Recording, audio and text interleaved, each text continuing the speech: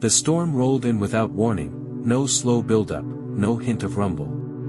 Just a sudden clap of thunder that rattled the windowpanes and flicked the lights once, twice, before they stabilized. It was the kind of rain that fell sideways, pinning leaves to glass and making the world look smeared and unreal. Jeremy didn't mind being alone. His parents had left for a weekend retreat, and his sister was at a sleepover across town. He was 17, and the solitude felt like a gift, no one yelling over homework, no dad pacing during calls. Just silence, thick and complete, broken only by the occasional groan of the old house settling under the weight of rain. Wrapped in a blanket burrito, Jeremy scrolled through horror clips on his phone, nothing serious, just those short jump-scare videos that dared you to watch without blinking. He had just swiped past a particularly stupid one when he heard it. A whisper. His name. Jeremy. It came again, faint but unmistakable. He paused, phone still glowing in his hand, eyes scanning the room. The TV was off. No music. Just rain. He froze, breath hitching. Jeremy, come here. His heart skidded. The sound was soft, too soft to be outside. It was coming from inside the house. He stood slowly, every hair on his arm standing at attention, and followed the sound into the hallway. That's when he realized the voice was coming from the air vent. The square grate in the floor near the end of the hall. He crouched beside it, the cold metal chilling his knees. I see you. Jeremy jolted backward, smacking into the wall. He stared at the vent like it might lunge at him. The voice had changed, less whisper, more playful. Taunting. Like a child mimicking a teacher. The storm outside grew heavier, as if cheering it on. He told himself it was a trick of the storm, pipes creaking, old ducks moaning under wind pressure. But as he turned to go back to his room, the voice called once more. I can hear your thoughts. That night, Jeremy didn't sleep. Not because he was afraid of the voice, at least, that's what he told himself, but because every time the thunder stopped, he thought he heard breathing. Breathing, from the vent. The next day brought a strange stillness. The rain had stopped, leaving the yard soaked and sagging, trees bent like old men whispering to one another. Jeremy hadn't slept. He'd stayed in bed with his blanket pulled tight, one eye locked on the hallway where the vent waited, black and patient. He tried to write it off. Maybe a prank, a neighbor's voice carried oddly through the ducts, or some weird feedback from the TV before it shut off. But that didn't explain how the voice had said his name. Or the way it had changed, suddenly amused. Or the final words, I can hear your thoughts. He avoided the hallway all morning. Kept every light on. Blared music. Texted friends but didn't tell them why he was suddenly so chatty. By late afternoon, though, the tension started to feel silly. He was alone, after all. And vent ducts can make all kinds of sounds. But at 6:41 p.m., it returned. He was in the kitchen, microwaving pizza rolls, when he heard his mother's voice from the living room. Jeremy? Can you come here, sweetie? The microwave beeped. He blinked. That couldn't be her. She was hours away, upstate, sipping wine and playing board games with church friends. He stepped into the living room. It was empty. Jeremy. Now, please. It was sharper this time. Her exact tone when she was annoyed. But the room was still empty, lights on, TV off. Only the low hum of the refrigerator behind him. Then, from the hallway. You didn't answer me. He crept forward, heart pounding, feet careful on the creaky wood. As he passed the vent, he froze. It wasn't his mother's voice anymore. It was his sister's, young, chipper, a little nasal. Jeremy. I got your comic. Come look. He dropped the pizza rolls. He couldn't move. Every instinct screamed to run, to call someone, anyone. But curiosity rooted him in place. Then came the barking. A low, urgent woof, just like their aging golden retriever used to make before they put her down last winter. The exact same bark. Same cadence. Right from the vent. He sank to his knees, trembling. The vent was silent now. Then, a perfect imitation of his own voice. "It's okay. You're dreaming." The words echoed like a lullaby scraped across glass. Something shifted in the vent. A soft shuffle. Like something small, or someone, settling in. He ran upstairs, locked the door, and shoved a dresser in front of it. But even as he tried to calm himself, his phone lit up on the nightstand. A new voicemail. He hadn't heard it ring. He pressed play. It was the vent voice again. Quiet. Whispering. Just breathing. Then. "Jeremy, let me out." Jeremy didn't sleep. Again. He sat upright in his bed until sunrise, eyes puffy and dry, every muscle tight with listening. Listening for breathing, for movement, for a whisper that might come threading up from the walls like smoke. But the voice didn't come. Not last night. Instead, there was scratching. Not loud, not panicked like a trapped raccoon. No, this was delicate, rhythmic, as if fingers, too small to belong to anything human, were patiently combing at the underside of the floorboards beneath the living room rug. He tried to record it on his phone, but the playback yielded only silence, though while recording, he swore he could hear it clearly. It was like the sound didn't want to be known outside its moment. That morning, trembling and nauseous, he mustered enough courage to investigate. He rolled back the living room rug. The boards underneath looked normal, save for one that was slightly darker, warped around the edges like it had once been pried up and hastily replaced. Jeremy fetched a butter knife from the kitchen and dug into the crack beside it. It gave with sickening ease, creaking upward like the lid of a small coffin. The space beneath wasn't deep, just enough to crawl into if you were desperate or invited. What caught his breath, though, was what had been left inside. A pile of small objects. Carefully arranged. Purposeful. A single, curled lock of brown hair tied with blue thread. 3 shirt buttons, one of which Jeremy recognized from a pajama top he'd outgrown years ago. An old house key, scorched black as if it had been in fire. A molar. Not a baby tooth. A full adult molar, yellowed and cracked. A coin, no, not a coin. Something smooth and round. He picked it up. It was a glass eye. At the very bottom was a scrap of paper, brittle and stained like old parchment.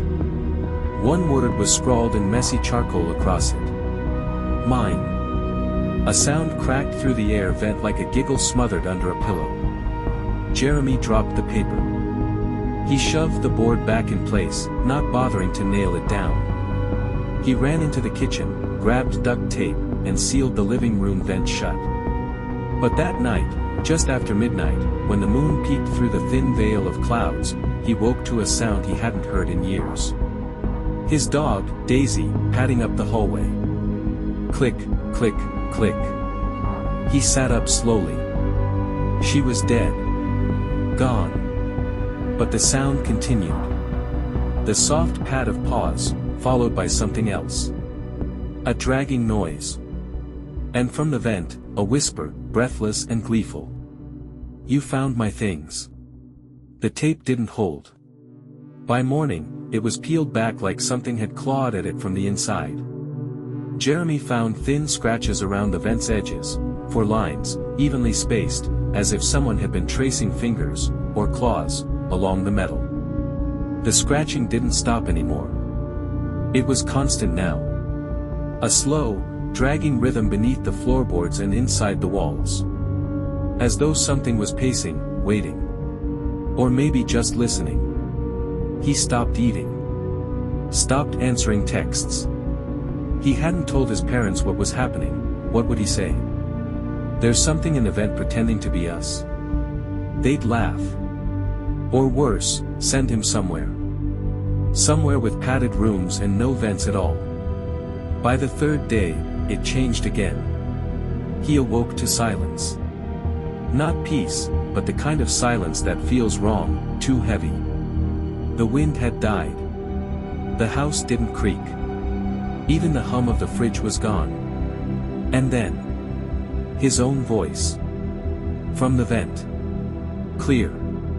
Calm. "Jeremy, come down here with me." He froze. "It's warm here. You'll feel safe. I promise." The voice matched his exactly. Every inflection. Every pause. It was perfect. But it wasn't a recording. It responded when he moved. When he breathed. When his pulse kicked up in his throat, the voice said, "Don't be scared. I know how scared you are. I know everything you think." He stepped into the hallway. The vent was open. The grate, screwed in tightly since before he was born, lay on the floor beside it. Inside the shaft, it was too dark to see much. Just a sliver of space, barely wide enough for someone, or something, to pull itself through. Jeremy leaned down, heart a war drum in his chest. A second voice, fainter, echoed from deeper in the duct. "Help me." It was his voice again, but hoarse, strained, almost sobbing. It didn't match the calm one. It sounded like someone trapped. Then the original voice, louder now. "That's not you. I'm you. Come down here." His breath caught in his throat. Two Jeremies. One pleading. One coaxing. He stepped back, but the whisper followed, like smoke curling up from beneath the floor. "If you won't come down, we'll come up." Silence. Then a rattle from the vent behind him. He turned, too late. There was nothing there. But the hallway smelled like old breath. Like dust and damp earth. And from every vent in the house, every last one, he heard the same voice. Hundreds of him. Calling. Echoing. "Come down here with me." And since that night, no one's heard from Jeremy. But sometimes, when the rain comes heavy and the lights flicker, you might hear his voice in your own vent. Whispering. Still waiting.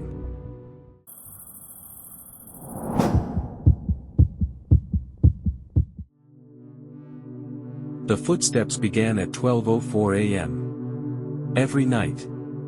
Same rhythm. Same path. At first, I blamed the old house, century-old wood settling, pipes expanding, wind tapping on shingles. But these were footsteps, deliberate and heavy, pacing from one end of the guest room to the other. 4 steps. Pause. 4 steps back. I hadn't set foot in that room since my brother passed. It still held the scent of cedar and the faint ghost of his cologne. Boxes stacked neatly, curtains drawn, undisturbed. The first night I heard them, I grabbed a flashlight and pushed the door open, half expecting to catch a squirrel or raccoon. But the room was empty. Still. Cold. Too cold. I knocked on the wall. The footsteps stopped. I whispered, "Hello." Knock. Knock. Knock. Not random. Not echoes. The exact rhythm of my knock returned. I backed out slowly, heart hammering. Checked the windows, locked. Doors, bolted. I didn't sleep. The next night, I waited. Sat in bed with the lights off, staring at the wall that separated my room from the guest room. At 12:04, the steps began again, clear as if someone were pacing just beyond the drywall. I pressed my ear to it. Closer. Louder. Like breath behind the wall. I whispered again. No reply. Then, scraping. Something long and slow dragged across the inside of the wall, tracing the path of the pacing. I stayed like that for hours, unmoving, afraid to blink, as though blinking might make the wall thinner. That night I slept with the light on. But even the light felt nervous. The next day, I bought a drill. I needed to see what was pacing in the dark. I waited until morning, pretending the daylight meant safety. But the footsteps hadn't stopped. They'd changed, softer now, as if whoever was pacing knew I was listening. That afternoon, I took the drill to the wall. The idea felt absurd, reckless even, but fear doesn't always whisper. Sometimes it commands. I measured where the sound had been clearest and pressed the drill to the plaster. It bit through easily, too easily. No insulation. No studs. Just hollow space beyond. I widened the hole, chipped at the edges until I could fit the flashlight in. Then, I turned it on and peered through. My breath hitched. There was a room. Not a crawlspace. Not a gap. A room, fully formed. Wallpapered. Furnished. Dustless. Perfect. It mirrored the guest room in size and shape, but everything inside was different. A small wooden writing desk. A threadbare armchair. A lamp with no bulb, but it glowed faintly. On the wall across from me hung a mirror. But no reflection. I leaned closer. Every instinct told me to stop, but I couldn't. Something about the stillness inside was too still. And then, a sound. Thump, thump. Pacing. Again. But I hadn't heard it from the wall this time. It was inside the room. Yet the air was dead. The dust didn't stir. Nothing moved. And still, I heard the steps. A chill slid down my spine like cold fingers. I staggered back, heart hammering, and sealed the hole with duct tape and a towel. I didn't sleep that night. I couldn't. Because I realized something terrifying. The room hadn't always been there. And yet, it was waiting. I told myself I wouldn't look again. That I'd leave the hole sealed, maybe even patch it, forget the whole thing. But fear has a way of fermenting into obsession. By the third night, I couldn't resist. I peeled back the towel like unwrapping a wound, and again aimed the flashlight through. The room was still there. Still immaculate. Still silent. But not empty. Someone stood in the center, facing the mirror. A man. Still. Silent. I leaned closer. The flashlight trembled in my hand. The beam caught his profile, just a glimpse at first. But it was enough. It was me. Same clothes I was wearing. Same crooked posture. But his face, my face, wore an expression I'd never seen in any mirror. A slow, knowing smile, eyes unblinking, fixed on the glass as if watching something from deep behind it. He didn't move. Not even to breathe. And yet the sound of pacing returned, soft thumps circling the room, although his feet stayed planted. I stumbled back, bile rising in my throat. The drill hole stared back like a pupil. That smile haunted me. Too wide. Too confident. Not mine. I blocked the hole again. Sat on the couch until dawn, every light on, the TV blaring static just to hear something. But even through the noise, I heard footsteps in the wall. This time they didn't pace. They crept. Right up to where my head rested against the plaster. And stopped. I woke with the sun burning through my curtains, or so I thought. Except there was no warmth. No shifting light. Just a pale, steady glow, like a hospital bulb pressed against the sky. And silence. Not quiet, absence. No birds. No distant traffic. Not even the groaning of the house. The first thing I noticed was the wall. The one between my room and the guest room, it was smooth now. Seamless. No door. No seam. Just white. Like it had always been that way. But the opposite wall, where my dresser used to sit, was gone. Not knocked down. Not broken. Just gone. In its place was a flat expanse of gray. The mirror from the hidden room was now hanging there, but it reflected nothing. Not the bed. Not the room. Not me. I reached for my phone. No signal. No Wi-Fi. The time blinked 12:04 and stayed there, unmoving. I tried every switch. The lights wouldn't turn off. They hummed quietly, ceaselessly, casting shadows that didn't shift when I moved. I opened the door to leave, only it wasn't my hallway. It was the same room again. Same bed. Same mirror. Another door. I opened that one too. The same room. Again. It didn't take long to realize, I wasn't in my house anymore. Or maybe I was. But he had it now, the other me. The smiling one. I pressed my face to the mirror. Behind the glass, I could almost see him, faint and blurred, walking freely through my old hallway, living my life. And me? I'm still here. The lights never turn off. The clock never moves. And at 12:04, every night, I hear footsteps behind the wall. Pacing. Waiting.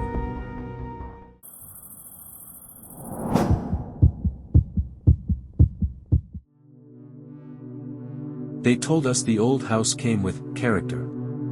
That's what the landlord said. Creaky floorboards, antique brass doorknobs, a root cellar filled with jars no one had touched in decades, and a heavy box TV in the basement, the kind with fake wood paneling and a curved screen like a cloudy eye. Emily hated that basement. Even before anything happened, she'd rush to the laundry and leave the lights on upstairs, like she needed proof the house hadn't swallowed her. Then the TV turned on. It was exactly 3 a.m. the first time. She'd woken to the distant sound of static, soft at first, like rain from deep underground. But the longer she listened, the more it rose, buzzing, fizzing, whispering behind the walls. She crept down the stairs barefoot, each step colder than the last. When she reached the basement, she froze.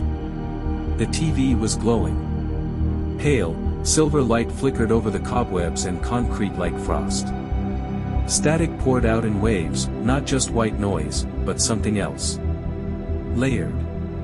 Like breath beneath sound. She stepped forward. The cord hung loose, coiled like a dead snake, not plugged into anything. Her breath caught. She turned the screen off. The next night, it happened again. 3 a.m. on the dot. She filmed it this time, set up her phone to prove she wasn't imagining it. The recording played fine until the moment she reached the bottom step. Then it turned black. The audio spiked. When she skipped ahead, the video returned, just static, screen filling, and one word hissed faintly beneath it. Listen. Emily told herself it was an old circuit fluke, residual charge, bad wiring, until the third night. Because on the third night, the static spoke back. She stood in front of it, transfixed.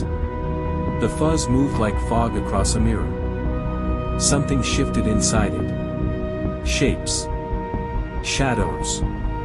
Her ears rang, and beneath the static, she swore she heard her name. Not whispered. Exhaled. She unplugged the cord again. This time, the screen flickered brighter. The static screamed. Then the power in the house died. And the only thing that stayed on was the TV.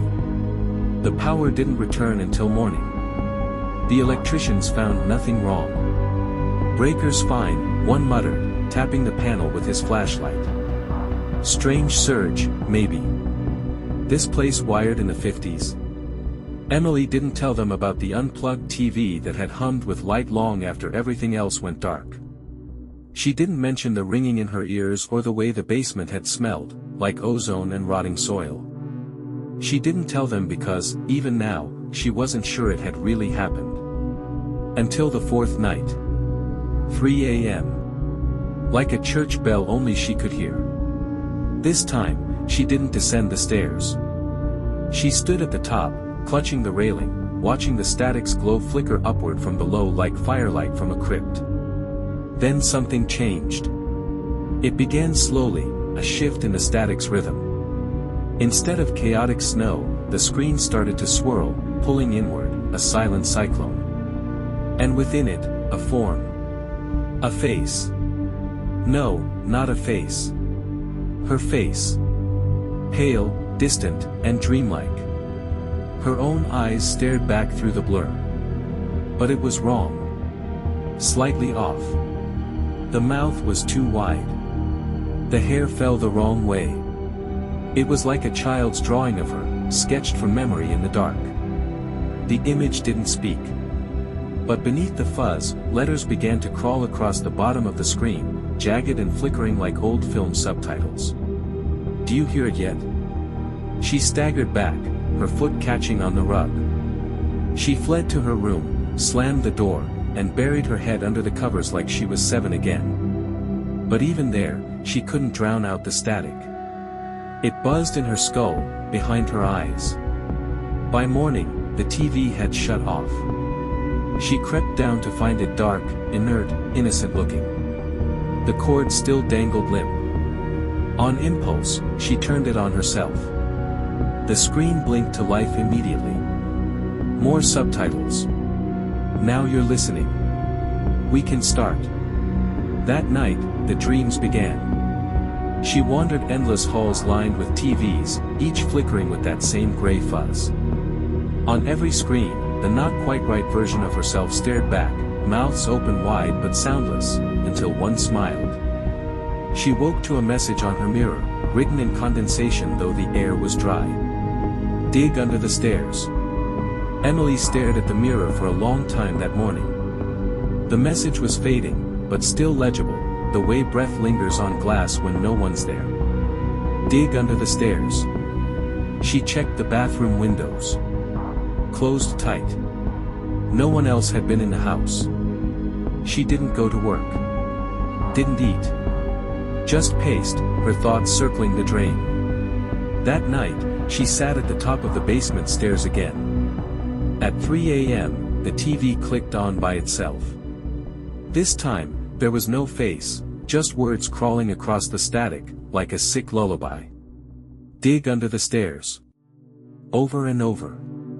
Faster. Faster. Until the letters blurred. Her legs moved before her mind caught up. The old crawlspace beneath the basement stairs had always been boarded shut. A rotted slab of plywood held in place by rusted nails and stubborn silence. She pried at it with a crowbar, wood splintering, fingers bleeding, breath short. Behind it, earth. Dry. Packed tight. She began to dig.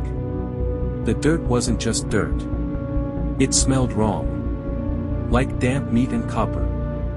Something wet, clotted, just beneath the surface. And as she scraped deeper, she unearthed a shard of glass. Then another. Then something softer. Fabric. It was a child's dress. Torn, faded blue, the kind you'd see in a sepia photo. Beneath it, she found a doll. Its eyes missing, mouth sewn shut with red thread. Something twitched under its skin. She dropped it, backing away, hands trembling. The TV spoke again. Feed it something living. Then we'll show you. Emily screamed. Not from fear, from fury. She unplugged the TV. Ripped the cord from the wall. Yanked the coaxial cable free. Hauled the whole heavy thing up the stairs and left it on the curb in the pouring rain. That night, her house was silent. No static. No whispers. Just peace. And in the morning, her dog was gone. His leash still hung by the door. His bowl was untouched. But the basement door stood open. Inside, muddy paw prints led to the hole. The doll was gone. And in its place, a single word scrawled in fresh dirt. Next. She tried to leave. She packed a bag, keys in hand, heart pounding, ready to sprint for the car. But when Emily opened the front door, there was nothing. Not a street. Not sky. Not a single breeze or blade of grass. Just fog. Endless and unmoving, thick as wet wool, swallowing the world beyond her porch. She threw a rock into it, it vanished without a sound. The fog didn't roll. It watched. She closed the door. The basement light clicked on by itself. The TV was back. It sat in the middle of the living room now, dripping wet but dry to the touch. The screen was already on, static fizzing in a tight spiral. Emily didn't approach it this time. She just stared. And it stared back. The static twisted into clarity. Not fuzz. Live footage. It showed her bedroom. Her own bed. The sheets slightly wrinkled. Her own body, asleep. Peaceful. Breathing. But she was awake. Standing here. Watching. She ran upstairs. Her bed was empty. She checked the mirrors, nothing odd. Until she turned off the lights. In the dark, the mirror glowed. Not from reflection. From within. It was showing the same footage as the TV. But as she watched, the angle shifted. Now the camera hovered just over her sleeping body's head.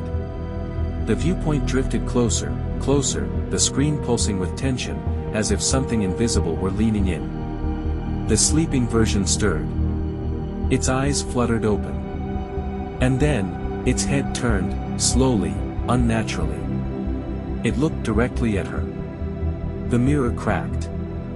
From behind her, the TV began to hiss. More words spilled across the screen now, not subtitles, instructions. We like this shape. Stay where you are. She wakes, you fade. The reflection in the glass began to grin. Not a smile of joy, but of possession. Her fingers started to blur, then her arms, her feet. Fading like fog in morning light. She screamed. The reflection mouthed her scream in reverse. And as her world turned to static, the final message scrawled across the screen burned itself into her mind. Thank you for watching.